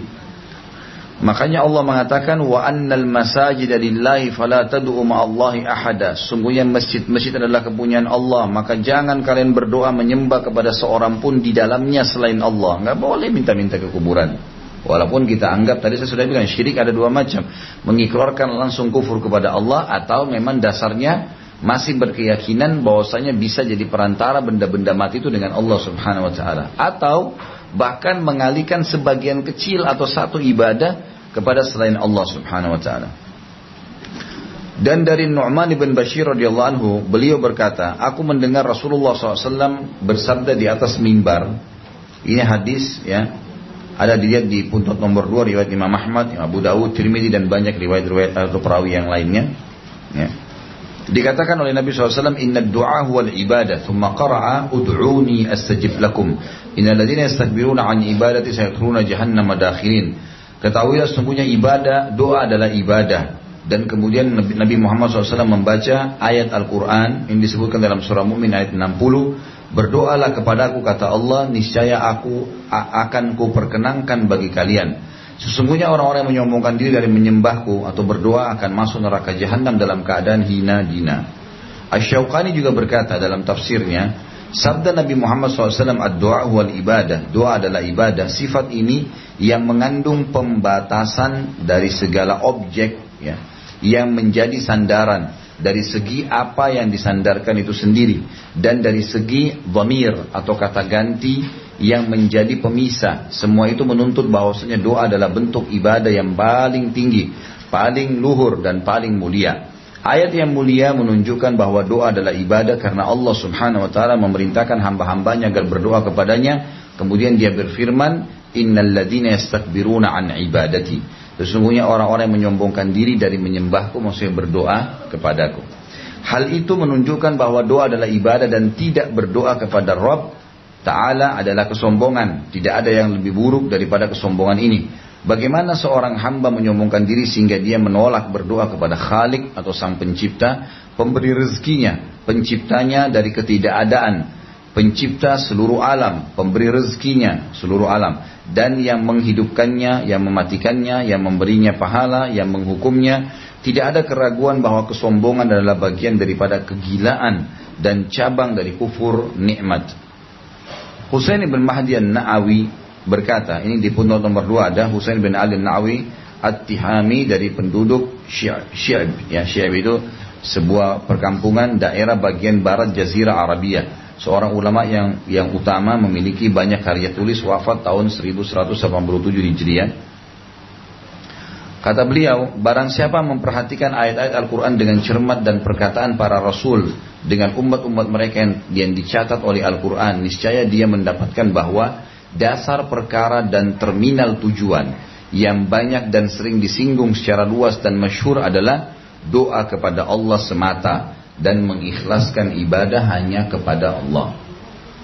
Dia berkata di tempat lain di bukunya, manakala doa dengan cara menampakkan kebutuhan dan ketergantungan kepada zat yang maha kuat lagi kuasa, maha perkasa lagi maha pengampun, dalam keadaan meletakkan, mengendalikan dan membuat serta menampakkan kepapaan dan kebutuhan kepada Allah dan ketidakmampuan untuk tidak butuh darinya, sebagai ungkapan atau terjemahan dari makna seorang hamba yang dimiliki dan diperhambai, sedangkan yang dia minta adalah pemilik dan Robnya. Maka dalam kondisi itu ia merupakan dasar dari cakrawala ibadah. Ini adalah rahasia mengapa Allah mengkhususkannya untuk dirinya, doa maksudnya, dan selainnya tidak ada yang berhak mendapatkannya. Di antara yang ditulis oleh Syekh Abdul Latif bin Abdurrahman bin Hasan Al-Syekh tentang urgensi ibadah doa adalah, Anda melihat semua ibadah lahir dan batin menunjukkan permintaan dan permohonan sebagaimana perbedaan yang diminta dan dimohon. Inilah sisi pengukuhan dengan kata doa, bukan dengan ibadah, dalam banyak tempat dalam Al-Quran dan Sunnah, dan itu didukung oleh sabda Nabi SAW di dalam hadis. Ini hadisnya disebutkan oleh beliau, Afdalud du'ai yawma Arafah, la ilaha illallah wahdahu la syarikalah, lahul mulku wa lahul hamdu yuhyi wa yumitu wa huwa ala kulli syai'in qadir. Sebaik-baik doa pada hari Arafah, kata Nabi SAW, adalah kalimat tidak ada Tuhan yang berhak disembah selain Allah semata, tidak ada sekutu baginya kerajaan, baginya segala puji, dia menghidupkan, mematikan, dan dia maha kuasa atas segala sesuatu. Jadi ternyata doa yang paling baik adalah doa dengan mengucapkan kalimat La ilaha illallah.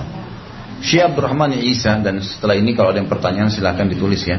Syekh Ahmad bin Isa, ini disebutkan putra nomor 3, Ahmad bin Ibrahim bin Isa, lahir di Saqra tahun 1253 Hijriah. Menurut ilmu di Riyadh, dia seorang yang memiliki pengalaman bisnis, sempat menjabat sebagai hakim dan memiliki sejumlah karya tulis. Ini seringkas biografi ya. Meninggal wafat tahun 1329 Hijriah tentunya. Dia berkata, menjelaskan bentuk-bentuk ibadah yang dikandung oleh doa. Dia berkata, telah terbukti bahwa doa mengumpulkan bentuk-bentuk ibadah dalam jumlah yang besar, seperti penyerahan diri kepada Allah, harapan kepadanya, bersandar kepadanya, tunduk kepadanya, maksudnya kepada Allah semua ya, kerendahan dan kelemahan diri di hadapannya. Barang siapa yang menyerahkan dirinya kepada selain Allah, maka dia musyrik, dia mau atau tidak mau. Syekh As-Sa'di menjelaskan keagungan doa. Dia berkata, firman Allah dalam surah Al-Mu'min ayat 14, A'udzu billahi minasyaitonir rajim, fad'u Allah mukhlishina lahuddin. Sembahlah Allah dengan memurnikan ibadah kepadanya. Allah meletakkan kata ad-din di tempat kata ad-du'a. Ya. Maksudnya agama, Allah letakkan doa sebagai posisi agama. Dan ini banyak dalam Al-Quran. Hal ini menunjukkan bahwa doa merupakan inti dari agama dan ruh dari ibadah. Makna ayat di sini adalah ikhlasnya kepadanya. Ya, jika kamu meminta hajatmu dan ikhlaskan untuknya perbuatan-perbuatan baik dan ketaatan. Kalau kita simpulkan Bapak Ibu sekalian, panjang lebar tadi dijelaskan tentang masalah doa. Bahwasanya doa itu merupakan inti daripada ibadah. Tidak boleh sama sekali dialihkan kepada selain Allah. Dan sudah diberikan definisi. Apa itu doa? Meminta permohonan, meminta perlindungan, ya, meminta penyembuhan, meminta kekurangan agar disempurnakan. Semuanya. Itu semua tidak boleh kecuali kepada Allah Subhanahu wa ta'ala. Anda boleh berobat ke dokter, tapi jangan katakan, dokter sembuhkan saya. Karena kata-kata sembuhkan saya tidak mungkin dia lakukan. Saya sakit, diperiksa, iya, gitu kan. Banyak orang menganggap dokter lah yang menjadi penyebab dia sembuh, ya. Maka dia membahasakan itu, gitu kan. Tidak bisa. Kalau kita lagi lapar, meminta makanan, memang kita boleh meminta makanan kepada orang. Tapi kalau kita mengatakan kamulah yang menghilangkan lapar saya, ini sudah hak ilahi. Hati-hati dengan kalimat-kalimat seperti itu, gitu kan. Karena memang semua yang menciptakan Allah Subhanahu wa ta'ala. Allah Subhanahu wa ta'ala. Jadi intinya banyak orang mengalihkan doa-doanya kepada selain Allah, dan itu terjadi di banyak tempat, diantaranya di kuburan-kuburan, di tempat-tempat yang umumnya mereka meminta-minta tolong kepada selain Allah Subhanahu wa ta'ala yang merupakan hak ilahi. Ini semua adalah perbuatan syirik yang bisa membatalkan keislamannya. Allahu a'lam. Bagaimana mendakwahi orang yang belum kenal sunnah dan masih suka minta air ke sumur-sumur, kemudian didoakan air? Apa yang harus didakwahi terlebih dahulu? Cara ibadah atau hal-hal tentang syirik? Tentu dijelaskan tentang apa tadi panjang lebar kita jelaskan yang Bapak Ibu dapatkan hari ini. Itu yang disampaikan. Kalau kita ini harus memurnikan ibadah kepada Allah, itulah hakikat dari makna la ilaha illallah. Tidak boleh kita menyembah. Masuk dalam penyembahan adalah meminta tolong, meminta tambahan rezeki, yaitu minta kesembuhan. Semua harus kembali kepada Allah. Tidak boleh kita menggantungkan pada benda, gitu kan? Pada makhluk. Kita boleh menggunakan fasilitas yang telah Allah berikan seperti hal-hal yang haram untuk digunakan sebagai obat, tapi itu Allah tetap kita yakin yang memberikan kesembuhan. Kita biar minum obat yang mahal pun, kalau Allah belum mau sembuh tidak akan sembuh. Kita minum air hangat, Allah bisa sembuhkan. Diberikan penjelasan apa adanya. Jadi Bapak Ibu jangan juga diganggu oleh syaitan. Kesannya kita sulit untuk mendakwahi orang. Enggak, tugas kita menyampaikan kok. Yang menanamkan dalam hati dia hidayah adalah Allah Subhanahu Wa Taala. Sampaikan saja. Kalau ini setahu saya perbuatan syirik, nggak boleh meminta-minta ya kepada selain Allah Subhanahu Wa Taala. Dijelaskan apa adanya. Maka insya Allah selebihnya Allah Subhanahu Wa Taala yang berikan hidayah. Memang harus dimulai dengan tauhid. Kalau misalnya lewat kuburan sendiri kemudian timbul rasa takut, kita minta perlindungan sama Allah dengan berdoa. Apakah rasa takut yang kita rasakan termasuk syirik? Tentu saja tidak. Tentu saja tidak. Ya, rasa takut itu dari syaitan dan wajar itu terjadi, gitu kan? Seperti orang merinding, ketakutan sendiri, nanti takut diganggu, itu semua muncul.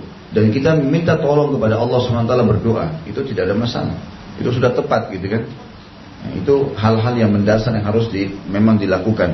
Yang dimaksud tidak boleh rasa takut itu misalnya rasa takut kepada selain Allah. Ada orang bekerja sama tadi sama jin misalnya, lalu dia takut kalau jinnya ini putus hubungan dengan dia, maka dia tidak akan dapat rezeki misalnya. Gitu. Seperti itulah. Kalau dia tidak berobat kepada dokter ini, dia yakin dia tidak akan pernah sembuh. Gitu kan? Ini nggak boleh. Ya, harusnya memang dia yakin Allah SWT menyembuhkan. Allah bisa menyembuhkan kita dengan minum air putih, bukan harus berobat. Tapi memang kita disuruh ikhtiar. Kata Nabi SAW dalam hadis, ya tadawu ya ibadallah, berobatlah kalian hamba-hamba Allah. Tapi dihubungkan dengan hadis lain, Allah tidak jadikan kesembuhan kalian pada hal-hal yang ia haramkan. Gitu kan? Jadi hal-hal yang dibolehkan saja. Bagaimana cara menasihati orang tua yang sesekali ikut ziarah sunan-sunan dengan majelis taklimnya?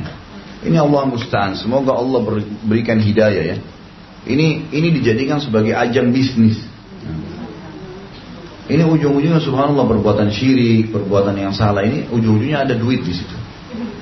Beberapa travel yang tidak takut kepada Allah Subhanahu Wa Taala, travel lokal, menawarkan kepada kiai-kiai untuk mengajak majelis taklimnya. Bahkan diberikan baju seragam, mereka pergi mendatangi kuburan-kuburan lalu minta tolong kepada kuburan tersebut. Kalau ditanya untuk apa ke sana, berdoa, gitu kan? Berdoa dan tidak sedikit di antara mereka beristighatsah, meminta pertolongan ya kepada kuburan-kuburan tersebut karena dianggap orang soleh. Ini dari tadi kita yang lebar kita jelaskan. Pertemuan kita pagi ini untuk meluruskan itu, gitu kan? Semoga Allah kasih hidayah karena kebanyakan mereka tidak mengerti. Yang bertanggung jawab ini hati-hati, kiainya sama travelnya tuh. Tahu ini tidak boleh, syirik itu. Bagaimana caranya dijadikan sebagai ajang bisnis? Nggak boleh itu, gitu kan? Jadi harusnya hati-hati. Kalau ada kuburan, kita lewatin kuburan muslim, kita sunnahnya memberikan salam iya. Tapi kalau duduk di situ meminta-minta tolong pada kuburan, dari mana ini? Gitu kan? Harusnya hati-hati ya. Karena ini perbuatan syirik ya. Nah ini hati-hati, dari tadi kita jelaskan syirik adalah dosa yang tidak diampuni Bapak Ibu sekalian. Kalau sampai meninggal tidak sempat taubat. Apakah kaum Syiah termasuk dalam golongan syirik? Di Syiah segala sesuatunya ada. Syirik itu bagian dari hidup mereka karena mereka minta-minta tolong pada kuburan. Itu menjadi ciri khas ya, gitu kan? Mereka beristighatsah kepada Husain radhiyallahu anhu. Meminta-minta wahai Husain, sampai saya lihat cuplikan para ulama-ulama mereka di Iran, itu bahasanya kalau kau mau mati ucapkanlah wahai Husain. Ini bagaimana caranya? Itu kan? Kalaupun manusia paling layak dipanggil, yang paling layak Nabi Muhammad SAW. Ada kakeknya Husain radhiyallahu anhu. Nabi Muhammad SAW Tapi ini semua waswas syaitan yang memang merusak itu. Apalagi memang pendiri pemahaman ini adalah orang Yahudi. Memang sengaja merusak Islam. Mestinya orang-orang yang mau ikut pemahaman Syiah ini pelajari dulu baik-baik nih. Jangan main ikut-ikutan saja. Dan sampai sekarang saya sangat yakin teman-teman di Indonesia tidak paham Syiah itu sebenarnya. Tidak paham itu Syiah. Oh, dia tahu Syiah yang sebenarnya di Iran tidak mau ikut tuh. Bahaya sekali ini. Karena mereka beristighatsah meminta tolong kepada Husain radhiyallahu anhu dan banyak ajaran-ajaran yang luar biasa. Kalau masalah syirik itu sudah biasa. Minta-minta, bahkan kuburan Abu Lu'lu' yang membunuh Umar radhiyallahu anhu dibuatkan masjid, lalu mereka berdoa-doa. Di situ ada cuplikan, itu kan dalam bahasa Arab lagi mereka ucapkan, ya Allah bangkitkan kami bersama Abu Lu'lu'. Gitu kan. Orang yang membunuh mertua Nabi Muhammad SAW. Ini luar biasa ini. Gitu kan. Siapa Abu Lu'lu' dan siapa Umar bin Khattab? Bagaimana? Mereka anggap tokoh. Ya. Ini kena sebenarnya rekayasa informasi kalau Umar bin Khattab memang itu berbuat kafir setelah meninggalnya Nabi Muhammad SAW. Mertua Nabi ini. Kalau mertua anda dicaci maki begitu terima nggak? Gitu. Apalagi Nabi SAW jamin surga baginya. Ini orang-orang ini luar biasa ya. Saya kadang-kadang tidak habis pikir. Ada orang punya musuh tetangganya mungkin. Punya musuh kerabatnya. Manusia biasa seperti dia. Ini yang dijadikan musuh sahabat Nabi. Ini berhadapan di depan Allah hari kiamat ini luar biasa. Tidak hidup sezaman. Berapa banyak pahala anda akan dihabiskan oleh Abu Bakar dan Umar tuh. Gitu. Makanya Aisyah bertanya radhiyallahu anha waktu itu ya, zaman itu sudah mulai muncul pemahaman. Sebelum beliau meninggal ditanya, wahai Aisyah, Ummul Mukminin, apa pendapat anda tentang orang-orang caci maki ayah anda Abu Bakar, caci maki ayahnya Hafsah, Umar? Kata Aisyah radhiyallahu anha, Allah memerintahkan mereka untuk mengatakan radhiyallahu anhum wa radu'an dalam Al-Quran. Allah ridha kepada mereka dan mereka ridha kepada Allah. Allah perintahkan tapi mereka malah mencaci makinya. Saya tidak melihat kecuali karena Allah ingin menambahkan pahala buat Abu Bakar sama Umar. Jelas itu, gitu kan? Menggibah berarti mendapatkan pahala. Lagian untuk apa ini? Pemahaman ini subhanallah orang kalau lihat luar biasa sebenarnya. Ya, itu. Jauh sekali dari agama Islam. Jadi sudah berkumpul segala ada syiriknya, ada bid'ahnya, ada segala macam perbuatan yang ngawur. Bahkan bisa sampai tingkat kekufuran. Karena sudah menganggap Al-Quran kurang, sahabat dikafirkan, ini bahaya. Sabda Nabi SAW, siapa yang mengatakan kepada saudaranya muslim kafir, maka akan kembali kepada salah satu dari keduanya. Kalau Abu Bakar sama dia ketemu, masa Abu Bakar yang dikatakan kafir? Ya jelas kembali ke dia lah. Gitu.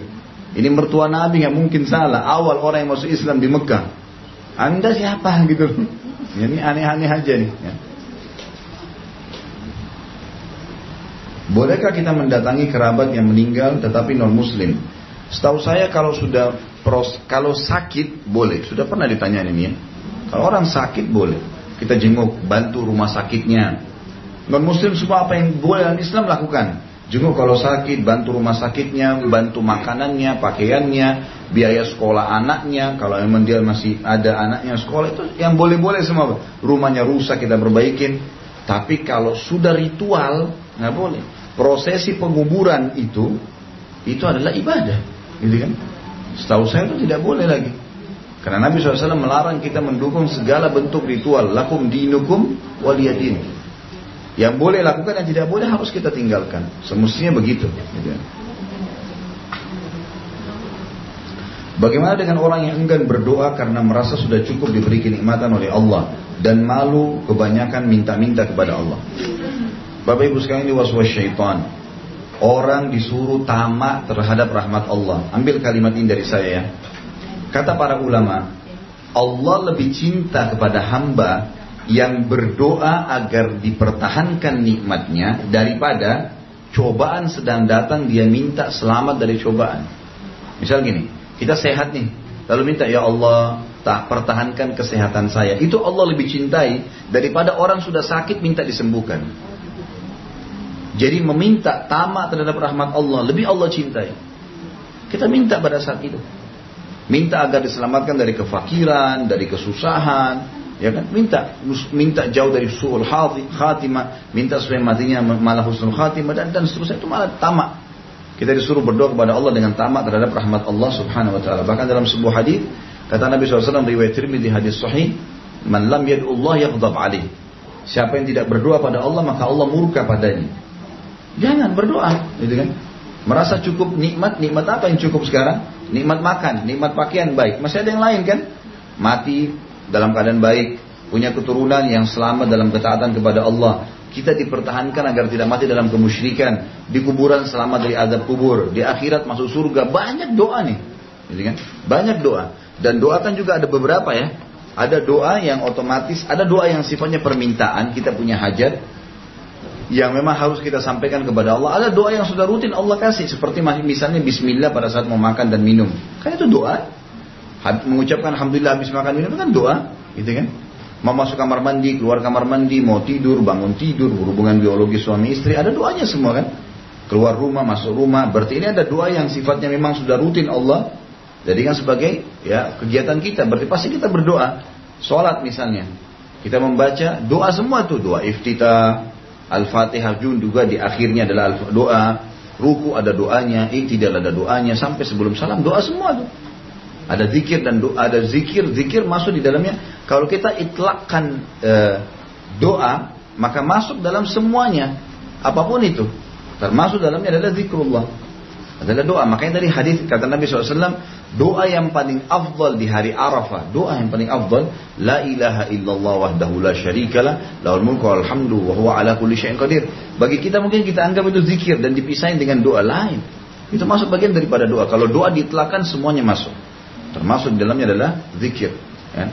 Apapun yang kita memohon dan menunjukkan kebutuhan kepada Allah namanya doa. Ya.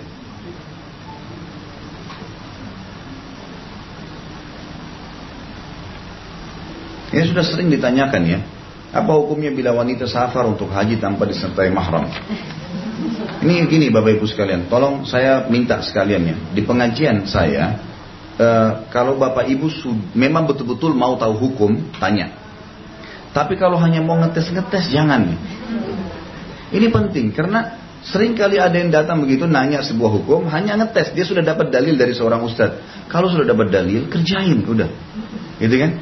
Ini enggak direkam, dibawa ke ustadz lain, berapa banyak besar dosanya, nanti ustadz itu main vonis sembarangan, karena tidak dengar langsung, ibu dapat dosa berapa banyak. Itu banyak sekali tuh. Saya sudah sering ingatkan, jangan tanya kepada saya masalah individu dalam majelis, dan jangan juga tanya masalah organisasi. Masih ada yang nanya tuh, jamaah tablik bagaimana, ini HTI bagaimana, ini bagaimana, ini bagaimana. Akhirnya, dan tujuannya bukan karena tidak tahu ya, tujuannya mau mencari masalah yang nanti ditanyakan ke ustadz lain. Akhirnya divonislah ustadz ini begini, ustadz ini begini, ini bahaya loh. Dosanya berat, bertakwa kepada Allah ini nggak boleh. Ini masalah safar tanpa mahram. Tidak dianjurkan safar tanpa mahram, harus pakai mahram, gitu kan? Itu pendapat yang paling kuat, sudah sering saya bilangin. Tapi ulama mengatakan kalau ada wanita safar tanpa mahram haji dan umroh, haji umrohnya sah, cuma dia berdosa dengan tanpa mahramnya, gitu kan? Ini pendapat yang paling kuat. Ada pendapat lain yang mengatakan kembali kepada makna hadis 3 hari 3 malam. Ini pendapat yang di nomor 2 akan dimarjuhkan, gitu kan? Kalau dia perjalanan kurang dari sehari, 3 hari 3 malam, diambil tolokannya di hari Nabi SAW dulu 3 hari 3 malam itu Mekah Madinah. Berarti 400 kilo selama 3 hari 3 malam. Kalau dibagi 3, sehari semalam berarti 130 kilo. Gitu ya. Kalau dibawa 130 kilo dianggap bukan safar. Ya.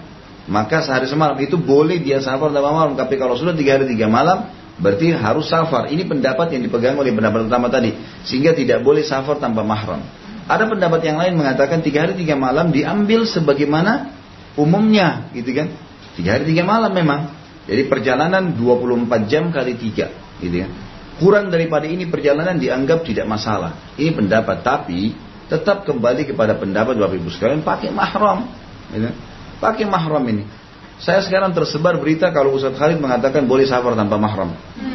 Padahal saya jelaskan tentang pendapat ulama, bukan saya suruh ayo safar tanpa mahram. Ini salah paham semua nih. Ini safar ada mahram. Itu adalah pahala yang paling tepat, afdaliyahnya, dan itu pendapat yang paling kuat di antara ulama. Belum ada uang, belum sempat, jangan safar. Kan gitu. So saya ringkasnya. Kalau nggak ada suami cerai baik, ada anak, nggak ada anak ada saudara. Kumpul duit sampai bisa, itu jauh lebih baik, jauh lebih aman gitu ya. Jadi saya selama ini hanya menjelaskan hukum syar'inya, tapi banyak disalahfahamin tuh ya. Seakan-akan saya menghalalkan, saya bukan menghalalkan ini. Ya. Jadi perlu digarisbawahi, tolong masalah itu. Kalau kita percaya bahwa satu tempat angker, Lalu kita ketika masuk mengucap salam, syirikkah itu? Untuk apa kita memberikan salam? Kenapa harus salam di tempat yang dianggap angker?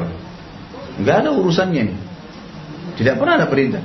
Dan di dalam Islam tidak ada namanya tempat angker. Nggak ada tempat angker itu. Walaupun di situ ada 1000 orang pernah dibunuh, dibantai, tidak ada angker. Nggak ada dalam Islam. Saya sudah pernah jelaskan. Tidak ada ruh gentayangan. Tempat itu kalau ada orang pernah dibunuh, ya sudah, orang yang dibunuh kalau mereka beriman, mereka mendapatkan taman dari taman surga di kuburannya. Kalau mereka orang fasik, orang kafir yang pernah dibunuh, maka mereka pun sedang disiksa dalam kuburannya. Nggak ada lagi ruh gentayangan di situ. Nggak ada lagi masalah yang tidak ada tempat angker dalam Islam, tidak ada. Kalau ada tempat angker, maka bisa jadi angker semua muka bumi. Karena banyak orang pembunuhan dari dulu kan. Dan tapi tidak ada sama sekali, itu semua permainan syaitan. Jadi tidak perlu kita menganggap ada tempat angker, apalagi kalau sampai memberikan salam, nggak ada gunanya. Itu cuma biasa was-was syaitan. Katanya harus bilang assalamualaikum, gitu kan? Ini sudah menganggap berarti ada di situ sesuatu. Kalau kita merinding, a'udzubillahi minasyaiton, usir malah. Memberikan salam berarti mengucapkan selamat datang, gitu kan? Bentar, sabar. Lain kalau rumah lain. Bukan karena ada penghuninya, salah. Bukan, jangan paham rumah itu ada penghuninya. Karena Allah menyebutkan dalam surah An-Nur, kalau kalian masuk ke dalam rumah-rumah kalian, berikanlah salam sebagai kata tahiyat, penghormatan dari Allah. Untuk diri kalian sendiri, bukan untuk ada penghuni. Gak ada penghuni itu. Kita memberikan salam dalam rumah karena perintah Allah. Jangan diyakini ada penghuninya. Gak ada. Jadi gak benar tuh dikatakan rumah selalu ada penghuninya syaitan. Itu gak benar. Gak benar. Dari mana itu? Gak ada. Gak ada jin datang. Jin itu kalau ada manusia dia lari. Kalau ibu buat sengaja jinnya datang, taruh patung, pasang-pasang foto. Saya pernah jelasin kan. Ada posko syaitan masuk. Nah iya, dia datang di situ. Dan kita memberikan salam bukan buat mereka. Jin itu diusir kalau datang, bukan diberi salam. Gitu kan? Jadi jangan salah paham, tidak ada penghuni di rumah. Ini persepsinya harus diperbaiki. Rumah itu kosong. Memberikan salam itu karena Allah perintahkan. Dan Allah menunjukkan dalam surah An-Nur, itu buat diri kalian sendiri. Sebagai kata sambutan yang baik dari Allah. Jelas Bu ya? Dalam konteks pembatalan keislaman, bila kita melihat seseorang muslim melakukan hal yang kita pelajari tadi, apakah mereka menjadi murtad dan haruskah ia mengucapkan syahadat kembali dan ada saksinya, atau dilakukan sendiri sudah cukup? Tentu di sini kalau dia melakukan perbuatan syirik besar, saya tahunya sepakat para ulama, dia dalam kondisi kalau dia tidak tahu, gitu kan, tidak tahu, maka tetap diingatkan, dan kalau dia mau taubat dia mengucapkan syahadat. Dan kalau dia tidak tahu, dia meninggal, tidak tahu kalau itu syirik, maka dia masih di bawah naungan Allah Subhanahu wa taala. Tapi kalau dia tahu, sudah ada yang ingatkan ya, terus dia tidak mau, maka ini baru ada hukuman ya. Apakah setelah syahadat kembali maka ia seperti bayi yang baru lahir tanpa dosa, seperti orang Kristen yang baru masuk Islam? Yang saya tahu pendapat ulama adalah kalau orang berbuat syirik besar, amal-amalnya semua hancur, gitu kan? Pernah kita jelaskan tentang masalah syirik, ada dua macam ya, syirik besar dan syirik kecil. Syirik besar seperti menyembelih kepada selain Allah, berdoa kepada selain Allah, sujud kepada selain Allah. Ini semua akan menghancurkan atau membatalkan keislaman dan hancur amal-amalnya semua. Kalau dia tobat, dia harus syahadat kembali. Dengan syahadat kembali lagi semua amalnya. Kembali lagi semua amal-amal yang pernah dia kerjakan kebaikan, gitu kan? Batasan kuburan dalam masjid, apakah di pekarangan masjid termasuk dilarang? Apakah tembok atau dinding masjid sudah dapat memisahkan? Bila kuburan berada di samping kiri mimbar, namun di luar gedung masjid, tentu saja jauhi semuanya. Selama ada kuburan, hindari. Selama ada kuburan, hindari. Masih dalam lokasi masjid, tinggalkan. Udah. Karena Nabi SAW melarang itu. Jangan kalian jadikan kuburan kalian masjid. Kalau ada kuburan dibangun masjid, ya jangan, hindari udah. Sholat di mana? Nggak ada lagi dekat rumah saya. Sholat di rumah. Nggak bisa lagi. Karena ada larangan, nggak boleh kan? Dan ulama mengatakan kalau kuburan dibangun, ya, ditaruh karena masjid, kuburannya dibongkar. Kalau kuburan ditaruh karena masjid, kuburannya dibongkar. Tapi kalau masjid dibangun karena kuburan, masjidnya dibongkar. Sudah paham ya? Kalau kuburan dibangun, ditaruh di dekat masjid, ya, Maka supaya masjidnya bisa dipakai sholat, kuburannya yang dibongkar. Kalau kuburan sudah ada, masjid dibangun karena kuburan, masjidnya yang dibongkar. Karena nggak boleh, ini sudah untuk kuburan, bukan untuk Allah Subhanahu Wa Taala. Allahu a'lam begitu. Baik, ini hari Jumat Bapak Ibu sekalian, kita tutup sampai sini dan juga alhamdulillah pertanyaan sudah selesai. Mudah-mudahan apa yang kita bahas hari ini bermanfaat dalam kehidupan kita dan ilmu agama yang kita pelajari. Dan kalau ada benar dari Allah, kalau salah dari saya mohon dimaafkan. Kemudian saya juga bermohon kepada Allah Subhanahu Wa Taala agar semua yang sakit disembuhkan penyakitnya, semua yang tidak utang dilunasi utangnya, yang belum dapat hidayah dimudahkan dapat hidayah, yang sudah dapat hidayah dimudahkan untuk mengamalkan. Dan kita selalu berdoa saudara kita di Palestina, di Syria, di Yaman, di Irak, di Myanmar, dimanapun mereka berada, yang sedang tertindas, semoga Allah ikhlaskan niat mereka, kokohkan telapak kaki mereka, juga terima para syuhada mereka, dan Allah muliakan Islam di tangan mereka dan tangan kita, dan Allah partisipasikan kita bersama mereka di pahala, baik dengan doa dan juga dengan harta dan dengan jiwa kita. Dan semoga Allah dengan kemahamurahannya menyatukan kita semua di surga firdausnya tanpa hisab, di mana Ia satukan kita di majelis ilmu yang mulia ini. Kalau ada benar dari Allah, kalau salah dari saya mohon dimaafkan. Subhanakallahumma bihamdika asyhadu an la ilaha illa anta astaghfiruka wa atubu ilaik. Wassalamualaikum warahmatullahi wabarakatuh.